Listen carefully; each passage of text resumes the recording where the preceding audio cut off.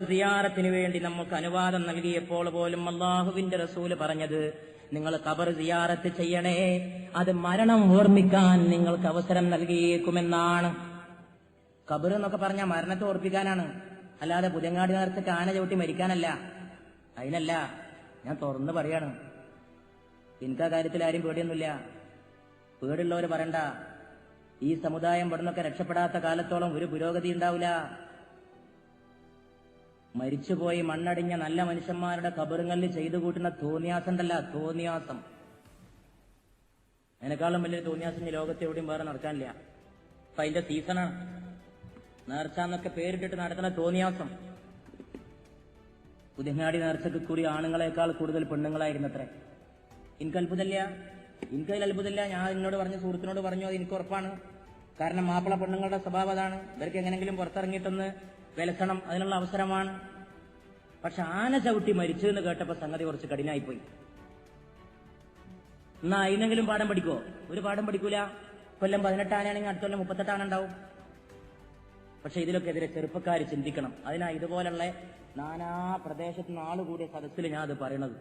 യുവാക്കളെ, നിങ്ങൾ വിചാരിച്ചാൽ അതൊക്കെ അവസാനിപ്പിക്കാൻ കഴിയും. നിങ്ങളിൽ മാത്രമേ നമുക്കിന്ന് പ്രതീക്ഷിക്കാൻ വകുപ്പുള്ളൂ. ഇതൊന്നും അള്ളാഹുവിന്റെ റസൂൽ അനുവദിച്ചതല്ല. അള്ളാഹുവിന്റെ റസൂൽ അനുവദിച്ചതോ?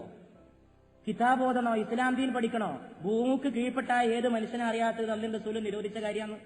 ഇന്ന് ഈ നടക്കുന്ന ഈ പൂര ഉത്സവങ്ങളിൽ, നേർച്ചാന്ന് പേരിട്ട് നടത്തുന്ന ഈ ഉത്സവങ്ങളിൽ ഞാൻ പറയണത് റസൂല് ഹറാമാക്കിയതൊക്കെ അന്ന് രാത്രി നിങ്ങൾക്ക് അവിടെ കിട്ടുന്നു. ബാക്കി ഞാൻ പറഞ്ഞില്ല. ഞങ്ങളൊക്കെ ബുദ്ധിയുള്ളവരെ ഞങ്ങൾ ചിന്തിച്ചോളി. അള്ളാഹുവിന്റെ റസൂൽ എന്തൊക്കെ നിങ്ങൾക്ക് വേണ്ടാന്ന് പറഞ്ഞിട്ടുണ്ടോ അത് മുഴുവൻ അന്ന് രാത്രി ആ നേർച്ച മൈതാനിയിൽ നിങ്ങൾക്ക് കിട്ടും. ഖബർ സിയാറത്തിന് അനുവദിച്ചത് പരലോക ചിന്ത ഉണ്ടാക്കാൻ വേണ്ടിയാണ്. അവിടെ പോയിട്ട് ബാൻഡ് മുട്ടിയിട്ട് തോന്നിയാസം കാണിക്കാനല്ല. അള്ളാഹുവിന്റെ റസൂലും പഠിപ്പിച്ചിട്ടില്ല അത് തടയേണ്ടവർ തടയണം. കൗമ് പോണ വഴിക്ക് കൗമിനെ തെളിക്കരുത്. കൗമിന് പറഞ്ഞു കൊടുക്കേണ്ടവർ പറഞ്ഞു കൊടുക്കണം. പറഞ്ഞു കൊടുക്കേണ്ടവർ പറഞ്ഞു കൊടുക്കാതിരുന്നാൽ അവരും നാളെ അള്ളാഹുവിന്റെ മുമ്പാകെ കയ്യും കെട്ടി ഉത്തരം പറയേണ്ടി വരും എന്ന് പരിശുദ്ധ ഇസ്ലാം നമ്മെ പഠിപ്പിക്കുന്നു. അള്ളാഹു സുബ്ഹാനഹു വ തആല അമ്മാതിരിയുള്ള ജീർണതകളിൽ നിന്ന് ഈ സമുദായത്തെ മോചിപ്പിക്കുമാറാകട്ടെ എന്ന് പ്രിയപ്പെട്ടവരെ നമ്മൾ ദുആ ചെയ്യുകയും അതിനുവേണ്ടി പ്രവർത്തിക്കുകയും ചെയ്യണം. നിങ്ങളൊന്ന് ആലോചിച്ച് നോക്കൂ. ഞാൻ വിചാരിച്ചു ഇമ്മാതിരിയുള്ള പരിപാടിയൊക്കെ സമുദായത്തിൽ കുറഞ്ഞു വരികയാണ്. പക്ഷെ കഴിഞ്ഞ കൊല്ലത്തെ ഈ വാർത്ത കേട്ടപ്പോ ഞെട്ടിപ്പോയി. ഇത് കുറയല്ല, ചില ആൾക്കാർ വളർത്തുകയാണ്. കുറയില്ല. കാരണം എന്താണെന്നറിയോ? അതിന്റെ പിന്നിലൊക്കെ കച്ചവടമാണ്, വ്യവസായമാണ്. കുറയില്ല. അത് ഒരു കൊല്ലം നടന്നിട്ട് അതിന് കുറെ പൈസ ഉണ്ടാക്കി ലാഭം ഉണ്ടാക്കുന്ന ടീമുണ്ട്. അവരുണ്ടായിരിക്കുന്നിടത്തോളം കാലം മാതിരി തോന്നിവാസങ്ങൾ ലോകത്ത് എന്നും ഉണ്ടാവും. കാരണം ഇത് കച്ചവടമാണ്. പക്ഷെ അത് മനസ്സിലാക്കാനുള്ള ബുദ്ധി സമുദായത്തിനില്ല.